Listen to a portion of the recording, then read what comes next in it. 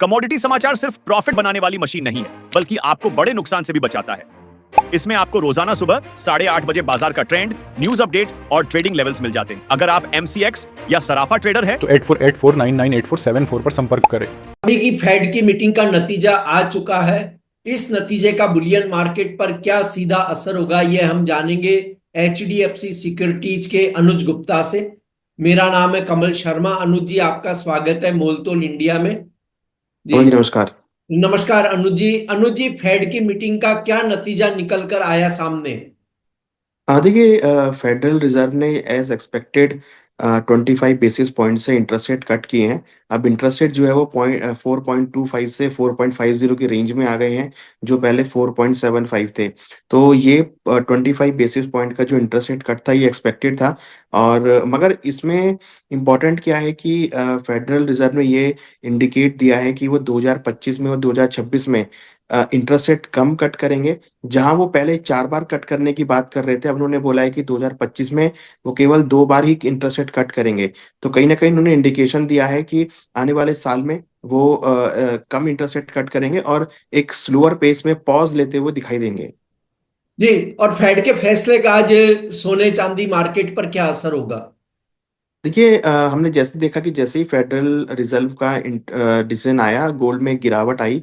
और गोल्ड अभी हम देखें तो करीबन अभी हम देखें तो करंटली प्राइस 1% गिरकर करीबन $2616 पे चल रहे हैं। और सिल्वर के प्राइस में भी करीबन 1% से ज्यादा की गिरावट है। और सिल्वर के प्राइस अब $30 के नीचे ट्रेड करके 2980 के रेट पे चल रहे हैं। तो हमने एक स्टेटमेंट का असर देखा और गोल्ड सिल्वर में गिरावट गिराती हुई दिखाई दी है।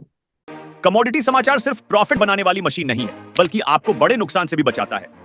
इसमें आपको रोजाना सुबह 8:30 बजे बाजार का ट्रेंड, न्यूज अपडेट और ट्रेडिंग लेवल्स मिल जाते हैं। अगर आप MCX या सराफा ट्रेडर है तो 8484998474 पर संपर्क करें। जी, और अनुज जी, फेड के आज के फैसले को भविष्य के लिए कैसा देखा जाए? क्या भविष्य में जो फेड और कटौती करेगा, जो उसने संकेत दिया है, तो वो मतलब इसलिए सीमित तो नहीं हो रहा कि जब नई सरकार बनेगी तब हम देखेंगे कि और हमें क्या फैसले करने चाहिए, क्योंकि डोनाल्ड ट्रंप का रुख हमेशा अलग रहा है। देखिए, बिल्कुल मुझे लगता है कि ये 2024 का ईयर एंडिंग था, तो इसलिए यहाँ पर ये कट किया गया है। हमें लगता है कि अब जो नेक्स्ट जो मीटिंग है वो 30 जनवरी को है, जो कि डोनाल्ड ट्रंप की प्रेसिडेंशियल के बाद जो है होगी। तो मुझे लगता है कि अब जो अगली मीटिंग होगी, हालांकि उन्होंने ये क्लियर किया है कि शायद वो जनवरी में इंटरेस्ट रेट कट नहीं करेंगे, बट हाँ डेफिनेटली ये जरूर लग रहा है कि अब जो भी इंटरेस्ट रेट डिसीजन कट होगा वो डोनाल्ड ट्रंप के ओथ लेने के बाद, प्रेसिडेंशियल सीट पर आने के बाद ही डिसीजन होने के बाद होगा। और हो सकता है कि उस टाइम पे नई एक रणनीति तय होती हुई दिखाई दे आफ्टर ये जो प्रेसिडेंशियल बनेंगे। तो मुझे लगता है कि कहीं ना कहीं क्योंकि गोल्ड सिल्वर का अगर आप ट्रेंड देखेंगे तो लॉन्ग टर्म में पॉजिटिव है, बट हाँ शॉर्ट टर्म में हो सकता है कि थोड़ा सा मार्केट एक करेक्शन मोड में आता हुआ दिखाई दे, थोड़ी प्रॉफिट बुकिंग आती हुई दिखाई दे। मगर अगले साल हमें लग रहा है कि मार्केट थोड़ा वॉलेटाइल हो सकता है, क्योंकि डोनाल्ड ट्रंप का जो नेचर रहा है वो पॉलिसीज पे रहा है, और उसकी वजह से हम काफी ट्रेड वॉर में हमने लास्ट टाइम देखी थी, और हम देख भी रहे हैं कि वो टैरिफ लगाते हुए दिखाई दिए हैं। तो डोनाल्ड ट्रंप की जो पॉलिसीज हैं वो अब आगे फोकस में रहेंगी। जी, और आप गोल्ड सिल्वर में ट्रेड करते समय किन लेवल्स को ध्यान में रखने की सलाह देंगे अब? देखिए, लास्ट टाइम हमने देखा था कि करीबन $2535 तक के लेवल आए थे। तो मुझे लगता है कि वो जो लेवल्स अगर मिलते हैं, अगर हम डोमेस्टिक मार्केट की बात करें, 72,000 से लेकर 74,000 के बीच काफी अच्छा सपोर्ट है। मुझे लगता है कि वो जो लेवल्स आएंगे वहां पर एक्यूमुलेशन किया जा सकता है। 70,000 अगर आप देखेंगे तो बहुत स्ट्रॉन्ग सपोर्ट है, जो कि मुझे लगता है कि शायद ब्रेक ना हो। तो 72 से 74 के बीच में एक्यूमुलेट कर सकते हैं। वहीं अगर हम सिल्वर की बात करें तो सिल्वर में भी करीबन 82,000 से लेकर 86,000 के बीच की जो स्तर है वहां पर एक्यूमुलेट किया जा सकता है। तो थोड़ा वेट एंड वॉच करने की जरूरत है। और वैसे भी हम 2024 के एंड में चल रहे हैं, तो मुझे लगता है कि थोड़ा एग्रेसिव में आगे पोजीशन ना ले, थोड़ा वेट एंड वॉच करें, और नए साल में आने के बाद पोजीशन ले, तो आपको एक अच्छे लेवल्स मिलेंगे एंट्री करने के लिए।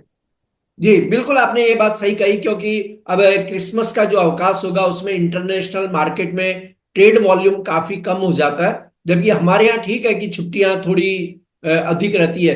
पर वैसे अगर ओवरऑल ये पूछें अनुज जी कि आप 2025 के लिए किस तरह से गोल्ड सिल्वर का अनुमान लगाते हैं, क्या प्राइस हो सकते हैं?